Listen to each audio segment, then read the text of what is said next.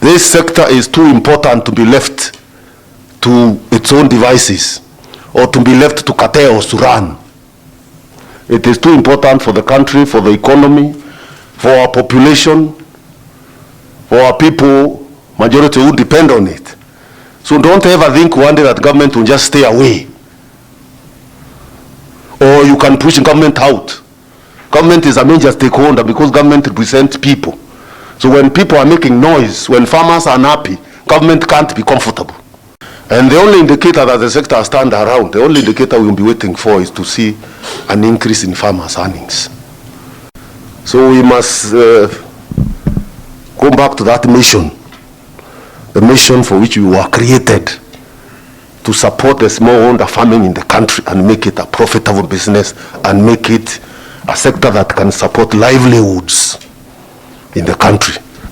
And there are other changes that will take a little while to fix the auction, to make it a proper auction that is not opaque, that is not run by vested interests, that allows market forces to operate and the price discovery mechanism to operate. The way it is running now, that is not there. We know, you all know. Kama chai ikienda kwa soko haipati hiyo inarudi.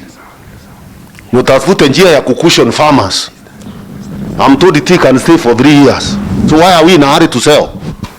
Some weeds, court cases, whatever, we've not been able to. And as we have KTDA supporting them and providing the services. We believe the older system has completely suppressed the factory companies. Many of them just, they are just there. They are just there. And that's factory companies where the farmer is right there. You suppress them, make them useless. Decisions are made elsewhere. Then they are imposed on them. That mondo again is part of what has brought us where we are. So the Tea Act tries to give all the balance.